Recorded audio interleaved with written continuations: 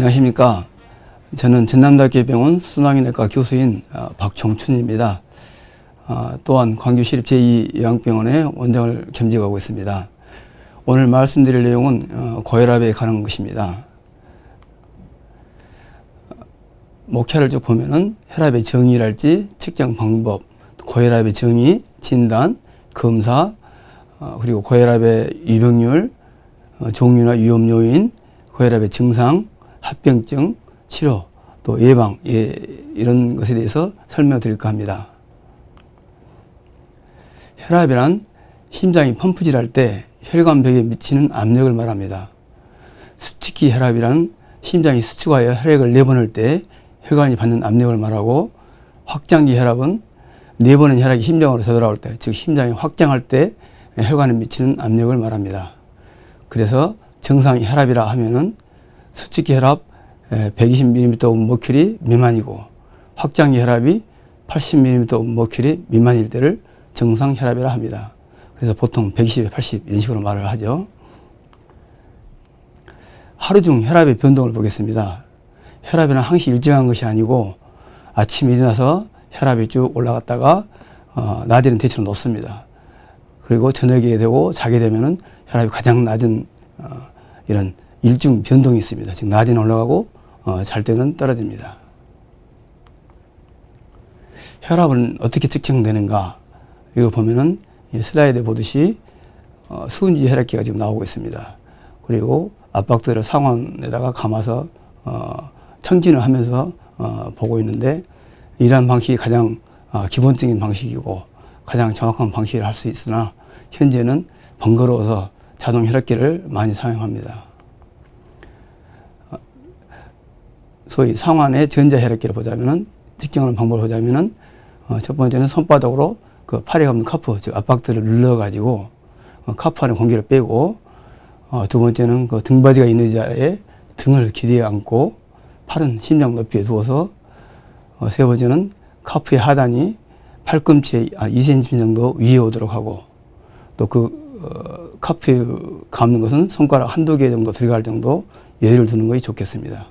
그리고 이제 시작 버튼을 누르면 혈압이 측정되겠습니다. 혈압 측정 시에 주의사항이 있는데요. 최소한 5분 정도 안정을 취한 후에 측정하는 것이 좋겠습니다. 또 조용하고 온도가 적당한 곳에서 측정하는 것이 좋겠고, 측정 중에는 말하지 않도록 하고, 식사 전에 측정하고, 소변을 본 후에 측정하고, 카페인 함유된 음료 섭취하거나 흡연을 했다거나 운동을 한 경우라면 적어도 30분 정도 지나서 측정을 하는 것이 가장 평상시에 혈압을 측정할 수 있겠습니다. 혈압 측정기 종류가 다양하게 나와 있습니다. 왼쪽에 보는 것들이 모두 전자 혈액계들이고요. 오른쪽 위에가 수은지 혈압계는 병원에서 보통 많이 볼 수 있는 거지요. 아래쪽에 24시간 활동 혈압계, 이것은 혈압계를 몸에 아예 차고 다니면서 24시간 측정하는 그런 것을 말하는데요. 보통 한 15분에서 30분마다 한 번씩 측정하여 나중에 컴퓨터에 연결해서 24시간 혈압이 어떻게 변하는가, 이걸 볼 수 있겠습니다. 고혈압이란 수축기 혈압이 140 이상이거나 확장기 혈압이 90 이상일 때, 둘 중에 하나라도 올라가면 고혈압이라고 할 수 있습니다. 이럴 때 말하는데, 혈압이 이렇게 140에 90 이상 시에는 심혈관계 사망률이 약 2배가 증가됩니다. 고혈압의 진단기를 좀 보자면은, 정상은 보통 수축기 혈압은 120 밑에, 확장기 혈압은 80 밑에라고 말할 수 있겠고, 고혈압은 140 이상, 90 이상이라고 말할 수 있겠죠. 근데 그 중간 단계, 정상과 고혈압 중간 단계를 고혈압 전 단계라고도 말합니다. 이것은 현재 고혈압은 아니지만 그대로 가만히 놔뒀다가는 훗날 고혈압이 될 가능성이 많아지고, 또 심내 혈관 질환이 발생할 가능성이 높기 때문에 주의를 해야 되는 단계라고 말할 수 있겠습니다. 혈압 측정 방법에 따른 고혈압의 기준을 보면, 보통 어디서 혈압 측정하냐에 따라서도 혈압이 좀 변합니다. 보통 진료실 혈압, 즉 병원에서 측정하는 혈압은 140에 90 이상이라면 이제 고혈압을 말할 수 있겠고, 그러나 24시간 활동 혈압을 측정했다면 보통 일일 평균 혈압으로 따지면 130회 이상, 80회 이상, 즉 진료실 혈압 측정보다 좀 더 기준이 낮아졌지요. 또 자가혈압, 이것은 이제 집에서 본인이 측정하는 것인데 이때도 좀 진료실 혈압보다는 좀 낮습니다. 즉 135 이상이거나 85 이상일 때 고혈압이라고 말할 수 있겠습니다. 즉 진료실 혈압, 즉 병원에서 측정하는 혈압이 가장 높게 나옵니다. 고혈압 환자라고 일단 진단을 받게 되면은 그 다음부터 이제 여러 가지 검사를 하게 되는데 보통 고혈압이 왜 왔겠는가, 즉 원인을 찾는 것과 또 고혈압이 있어서 얼마나 몸이 망가졌는지, 즉 합병증이 얼마나 있는지 이것을 보기 위한 여러 가지 검사를 하게 되겠습니다. 가정혈압과 진료실 혈압 중에서 배기고혈압, 가면고혈압 이런 말을 쓰게 되는데 어떤 뜻이냐면 배기고혈압이란 평상시는 혈압이 정상인데 즉 병원만 왔을 때 즉 하얀 가운만 보면 긴장돼서 혈압이 올라가는 이런 경우를 배기고혈압이라고 하고요. 가면고혈압이라는 것은 평상시는 혈압이 높은데 거꾸로 병원만 오면은 혈압이 정상인 경우를 말할 수 있겠습니다. 배기고혈압은 상당히 흔하게 볼 수 있습니다. 즉 의료진의 가운을, 즉 흰 가운을 보면은 혈압이 올라간다 해서 배기고혈압이라고 하는데요. 보통 3 내지 5년 후에 실제로 10 내지 30%에서는 고혈압으로 진행할 수 있기 때문에 주의 깊은 관찰이 필요하겠습니다. 물론 같은 고혈압으로 이미 현재 진단받고 치료받고 있는 환자도 병원에 오면 더 올라가는 경우도 있습니다. 가면고혈압이라는 경우는 아까 말씀드렸다시피 집에서는 고혈압인데 병원만 오면 정상인 경우, 즉 이것은 이제 시간에 따라서 예를 들어 주로 아침만 고혈압이 있는 경우 그런 환자한테서 많이 볼 수 있겠습니다. 즉 되게 낮에서 병원 오는 경우 많죠. 그런 환자는 낮에는 혈압이 정상인데 아침에 올라가는 경우, 즉 그런 경우는 가면고혈압이라 이렇게 말할 수 있겠습니다. 다음 만성질환의 유병률 추이를 본 건데요. 일반적으로 나이가 드시면 고혈압이나 당뇨병이 증가됩니다. 여기 통계는 2012년에 국민건강통계에서 나온 것인데요. 1998년부터 2007년 사이 이쪽 통계는 조금 믿기가 어렵겠지만 2007년 이후로 보면은 고혈압이 전체적으로 증가되고 있고 콜레스테롤도 역시 증가되고 있는 것을 볼 수 있습니다. 만성질환에 대한 진료비 추이를 한번 보자면 첫 번째 가장 많이 돈이 드는 것이 이 고혈압입니다. 고혈압 환자가 그만큼 많다는 얘기가 되겠죠. 다음 만성신장질환, 급성기관지염, 당뇨병, 무릎관절증, 뇌경색증, 치매 이런 순서로 우리나라에서 진료비가 많이 들어가고 있습니다. 우리나라 고혈압 유병률을 보자면 또 연령별로 성별로 나눠서 보자면은 왼쪽에는 남자인데 30대에서는 약 15%, 50대에서는 한 38%, 60대에는 55, 70대는 58% 이렇게 급격하게 나이가 들수록 혈압이 고혈압 환자가 늘어나는 것을 볼 수 있습니다. 오른쪽은 여자의 경우인데 30대에서는 한 3.2%, 60대면 한 52%, 70대면 72% 이런 식으로 폐경기 전, 60대 이전만 해도 남자보다는 적었는데 폐경기 이후가 되면은 급격하게 고혈압 환자가 늘어나서 이제 남자를 추월하게 되고 여러 가지 합병증도 많이 나오게 되겠습니다. 연도별 고혈압 관리 현황을 보겠습니다. 여기서 미인지율, 이 말은 현재 고혈압을 자기가 갖고 있는데도 불구하고 고혈압인지를 모르고 있는 그런 상황인데 98년도에 조사할 때는 약 한 80% 가까이 되죠. 근데 2012년도 상태는 약 50% 정도로 떨어졌습니다. 즉 이제 많이 자기가 고혈압 환자라는 것을 알고 있다 그런 뜻이 되겠고 비치료율, 이것은 고혈압 환자라는 것을 본인이 알면서도 치료를 제대로 안 하는 비치료율, 이것은 98년도에 약 한 60, 80% 되다가 2012년도에는 약 50%로 떨어졌습니다. 그만큼 많이 홍보도 되고 있다, 이제 그런 뜻이 되겠습니다. 고혈압 치료를 보자면은 30대 이상에서 100명 중에 약 30명이 고혈압입니다. 그런데 그 중에 약 절반은 치료를 잘하고 있고 절반은 고혈압 환자임에도 불구하고 치료를 제대로 안 하는 사람입니다. 그만큼 치료율이 지금 매우 낮습니다. 2012년도에 국내 사망 원인들을 한번 쭉 살펴본 것이 있는데 1위는 역시 모든 암울사 합친 것이 가장 많았었고, 다음 2위가 심장병. 예전에는 뇌혈관 질환이 우리나라는 더 많았었는데 2012년도 처음으로 심장병 질환이 더 추월을 하게 됐습니다. 한 네 번째가 자살, 5번째가 당뇨병, 쭉 내려가서 10번째가 고혈압성 질환 이렇게 돼 있는데, 심장질환, 뇌혈관 질환, 당뇨병, 고혈압 이런 것들은 전부 혈관을 침범하는 그런 질환들이고 서로 동맥경화증에 관련된 것이 많습니다. 고혈압의 종류의 원인, 특별한 원인이 없는, 뚜렷한 원인이 없는 경우를 본태성 고혈압 또는 1차성 고혈압이라고 하고요. 이게 가장 많죠. 그래서 보통 고혈압 환자의 약 90% 정도가 해당이 됩니다. 2차성 고혈압이라 하면은 어떤 특별한 원인이 있어서 생기는, 즉 특별한 원인만 치료한다면 고혈압도 자연히 치료가 됩니다. 이런 2차성 고혈압은 약 고혈압 환자의 10% 정도가 해당이 되겠습니다.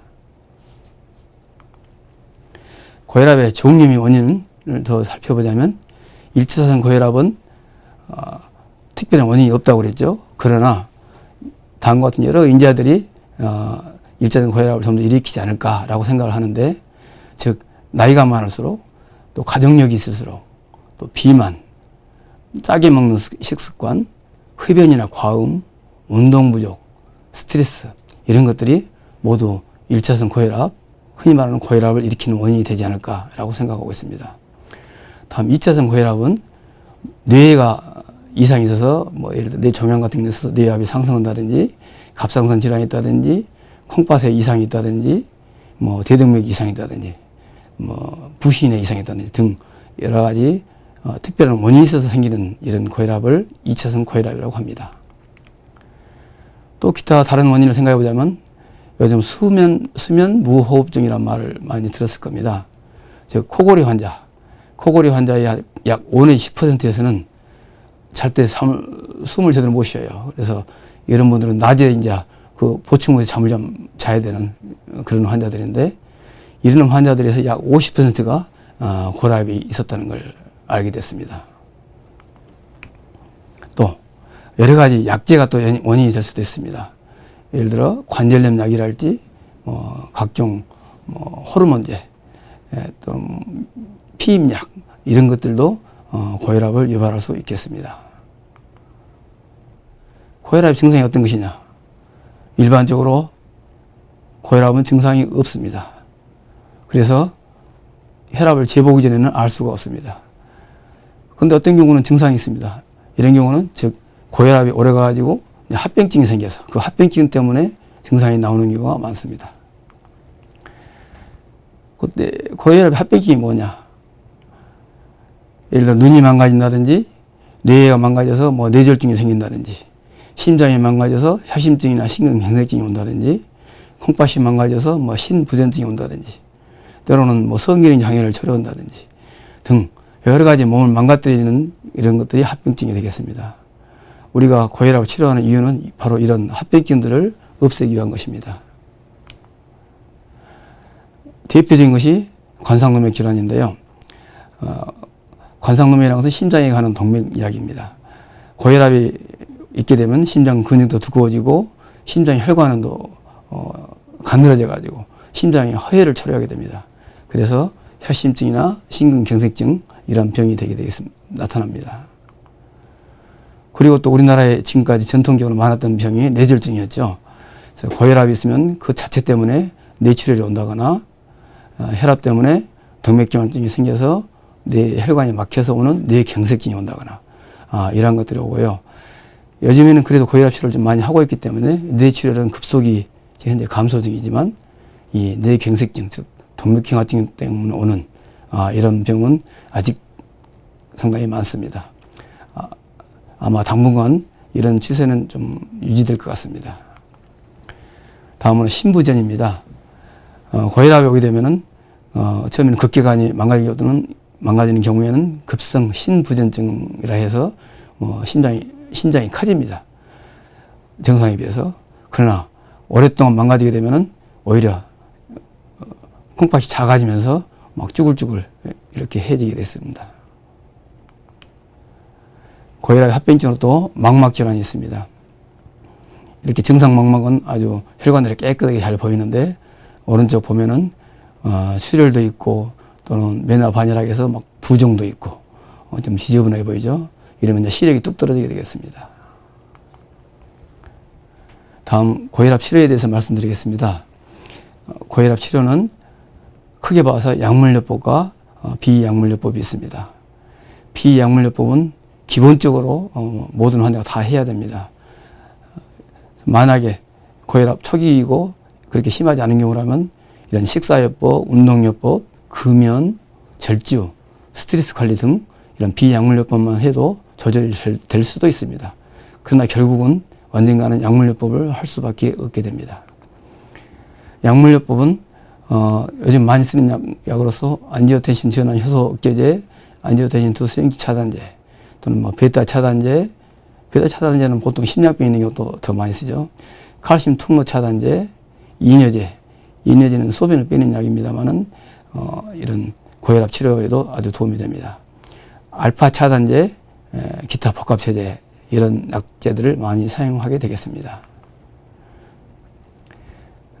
이 그래프에서 보듯이 약물 치료를 쭉 하고 있다면은 그렇게 다시 고혈압으로 가는 일이 별로 적지만 만약에 도중에 혈압약을 먹지 않은 상태로 된 경우는 약 한 달 반, 6주 정도 되면은 50%가 고혈압으로 다시 돌아가고요.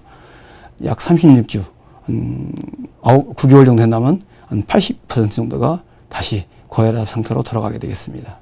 그래서 혈압이 정상화 또는 낮아졌다 하더라도 꼭 의사와 상의하여 약을 조정하여야 되겠습니다. 약물 복용 주의사항이 또 있는데요. 확실히 처방대로 그 복용 시간과 횟수와 용량을 정확하게 하셔야 되겠습니다.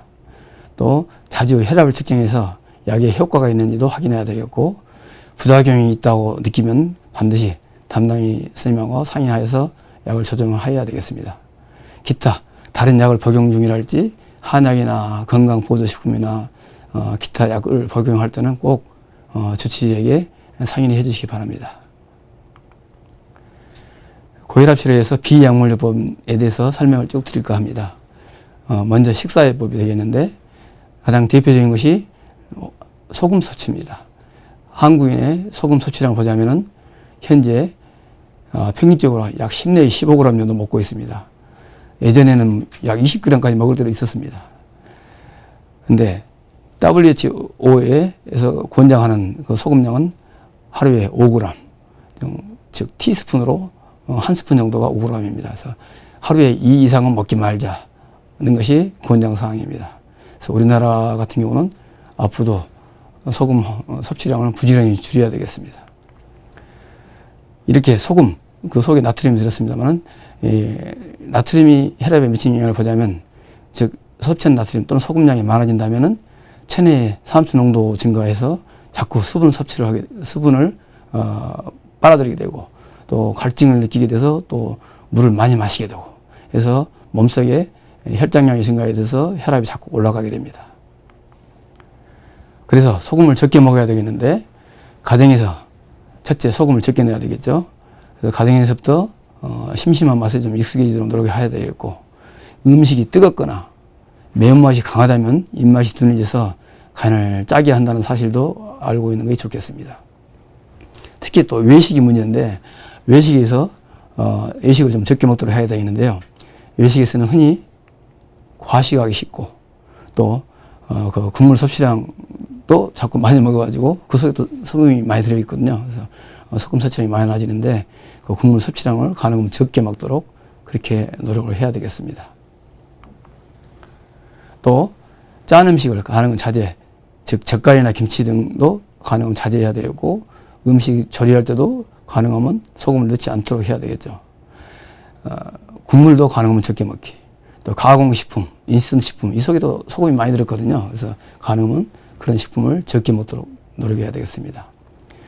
또 조리 시에 소금량을 줄인다면 심심하잖아요. 그래서 대신 향신료, 후추나 광황이나 겨자 이런 것들을 사용해서 그 심심한 맛을 좀 바꿔주도록 노력하는 것이 좋겠습니다. 또 생선은 소금을 적게 해서 간하고 간장에 찍어 먹거나 구이를 해 먹는 것이 더 낫다고 합니다. 또 신선한 채소를 많이 섭취하는 것이 좋겠습니다. 또 식이요법에서 중요한 것이 또 콜레스테롤 문제인데, 콜레스테롤을 어떻게 하면 좀 더 줄일 것이냐. 육류, 살코기는 좀 괜찮습니다만 살코기에서 기름은 꼭 빼야 되겠습니다. 특히 간이나 내장에도 콜레스테롤이 많으니까 거기서 그것도 가능하면 적게 먹어야 되겠죠. 또 패스트푸드 음식들, 뭐 햄버거 뭐 등 이런 음식들에 또 이렇게 콜레스테롤이 많이 들었거든요. 그래서 피하도록 하고, 계란 노른자에도 좀 들었습니다. 그래서 보통 일주일에 한 2개 이상은 계란 노른자를 안 먹도록, 흰자는 상관이 없습니다. 그렇게 하고 있고요. 버터나 포화지방이 많은 밀가루 음식도 가능하면 제한을 하는 것이 좋겠고, 또 우유나 유제품도 가능하면 저지방, 기름기가 없는 저지방 또는 무지방 우유를 먹는 것이 좋겠습니다. 식이섬유소 이야기가 자주 나오죠. 식이섬유소, 이것은 콜레스테롤 흡수를 낮추고 체내 합성을 방기해서 기름기 상태 고지혈증에 대해서 상당히 좋은 음식이 되겠죠. 또한 탄수화물의 흡수 속도도 낮춰주고 당뇨에도 좋겠죠. 변비나 대장암도 예방을 해주고 합니다. 그래서 이런 식이섬유는 채소나 과일이나 해조류 이런 것에 많이 함유되어 있기 때문에 우리나라 전통 식사에서처럼 채소 종류를 많이 먹도록 하는 것이 좋겠습니다. 또 적절한 탄수화물 섭취를 해야 되겠습니다. 탄수화물의 과다 섭취, 이것은 중성지방을 많이 증가시키고 역시 비만이나 동맥경화증을 잘 처리할 수가 있겠고요. 그래서 최소한 총에너지 한 70% 미만이 적절하겠고, 또 혈당 지수가 높은 식품도 좀 제한해야 되겠고, 가능하면 쌀밥이나 라면이나 우동이나 칼국수나 식빵이나 이런 식품보다는 현미, 또 잡곡밥, 메밀, 호밀빵 이런 것들이 훨씬 몸에 좋다고 합니다. 다음 또 운동요법이 되겠습니다. 운동 효과를 보냐면 혈압이 떨어지고요. 고혈압, 당연히 또 고혈압 약도 적게 먹어도 되겠죠.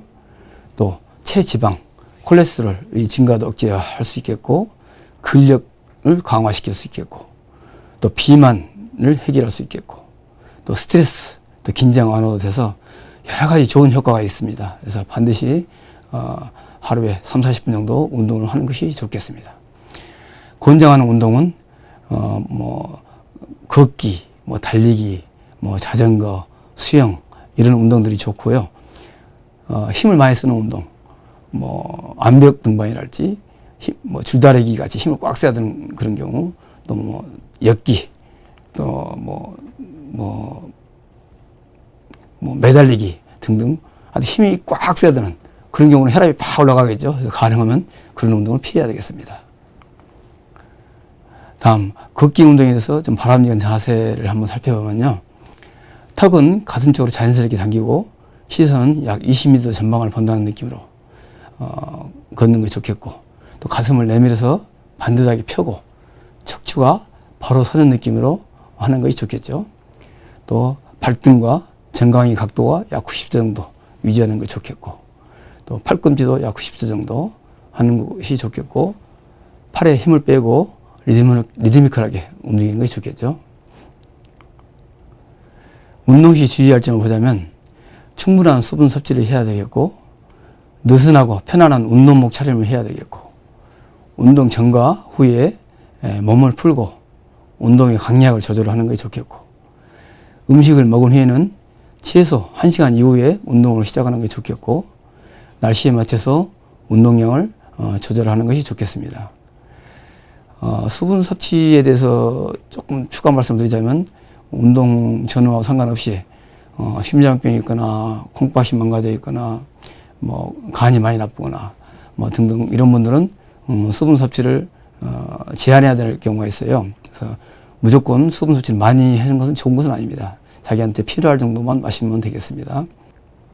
또 보통 일기고혈압 정도, 즉 수직혈압이 140에 한 160 정도, 확장혈압이 한 90에서 100 정도, 이 정도 혈압인 경우는 보통의 경우는 웬만한 운동에도 상관이 없겠습니다만은, 이기고혈압 160 180 이상 올라가거나 뭐 확장결합이 100이나 뭐 120 올라가거나 이런 심한 고혈압이 있는 경우에는 운동을 권장할 수가 없습니다. 그래서 이런 경우는 혈압을 먼저 조정을 해야 되겠고 꼭 담당 주치의와 상의해서 운동을 해야 되겠죠. 다음은 금연 항목입니다. 담배 피우는 건 다 나쁘다 알고 있죠. 그러나 끊기가 쉽지는 않습니다만은 반드시 끊으셔야 되겠습니다. 담배 유해 성분을 보면 이렇게 많습니다. 뭐 일산화탄소, 아세톤, 뭐 포르말데히드, 니코틴, 뭐 등등 뭐 잔뜩 있는데요. 전부 다 한번 볼까요? 가장 대표적인 성분들이 니코틴, 타르, 일산화탄소인데 이 니코틴이라는 것은 중독을 잘 일으키고 또 말초 혈관을 수축시켜 가지고 혈압을 올리고 또 심근경색증이나 뇌졸중 같이 이런 심내 혈관 질환을 잘 만듭니다. 타르 이것은 각종 암을 또 잘 만들고요. 일산화탄소 이것도 만성 저산소증을 초래해서 자꾸 만성 피로가 오게 되고 조기 노화를 초래하게 됐습니다. 그래서 흡연으로 인한 질병을 좀 더 구체적으로 보자면 각종 암이 다 있고요. 뇌졸중, 뭐 심장병, 뭐 기타 성맥경화증, 뭐 성기능 장애, 뭐 등등 잔뜩 있습니다. 그래서 반드시 담배는 끊어야 되겠죠. 다음은 술입니다. 우리나라 사람들은 술이 너무 좀 술에 대해서 좀 너무 봐주는 경향이 있는데요. 술 마시고 술버릇이 좀 나쁘신 분들은 이건 문제가 많은 겁니다. 최소한 몸 건강을 생각하자면은 여자 같으면 하루에 한 잔 정도, 남자 같으면 약 2잔 정도가 허용량입니다. 그 이상 마시게 되면 전부 몸에는 이제 백해무익입니다. 과음을 하게 되면은 뭐 여러 가지 실수도 하겠지만 심혈관계 사고도 잘 나고 약물 효과도 떨어지고 각종 부작용이 늘어나게 되겠습니다. 다음은 스트레스입니다. 스트레스를 받게 되면 혈관 수축이 돼서 혈압도 올라가고 콜레스테롤 지방량도 올라가서 동맥경화증도 잘 걸리고 그렇기 때문에 반드시 스트레스는 적당한 스트레스는 물론 좋습니다만은 과도한 스트레스는 가능한 피하도록 노력하고 적당한 운동, 취미 활동을 해서 없애도록 노력해야 되겠죠. 그리고 또 적당한 수면, 휴식, 운동 이런 것들을 반드시 하셔야 되겠고 만약에 이것으로 해결되지 않은 그런 심한 스트레스라면 의사나 또는 뭐 존경하는 뭐 종교 지도자랄지 친구랄지 등등 여러분과 상의를 하셔도 좋을 것입니다. 다음 생활 개선의 효과를 보겠습니다. 이 체중을 좀 감량하면 혈압이 약 50에서 20mm 목표가 떨어지고요. 건강 식사 즉 기름기 줄이고 채소 많이 먹고 이런 건강 식사마도 약 10 정도는 떨어지고 저염식 소금기만 덜 먹어도 2에서 8 정도 떨어지고 운동만 열심히 해도 약 5에서 10 정도 떨어지고 술만 좀 자제를 하더라도 1 내지 4 정도 떨어지는 아주 약 안 먹고도 이렇게 혈압이 잘 조절될 수가 있겠습니다. 마지막 슬라이드인데요. 이거 지금까지 말씀드린 것의 총 정리가 되겠습니다. 고혈압 예방의 7가지 생활수칙. 첫째, 음식은 싱겁게 골고루 먹습니다. 두 번째, 살이 찌지 않도록 알맞은 체중을 유지합시다. 세 번째, 매일 30분 이상 적절한 운동을 합니다. 네 번째, 담배는 끊고 술은 삼가합시다. 다섯 번째, 지방 섭취를 줄이고 야채를 많이 섭취합시다. 여섯 번째, 스트레스를 피하고 평온한 마음을 유지하도록 노력합시다. 일곱 번째, 정기적으로 혈압을 측정하고 의사 진찰을 받도록 합시다. 네, 경청해 주셔서 대단히 감사합니다.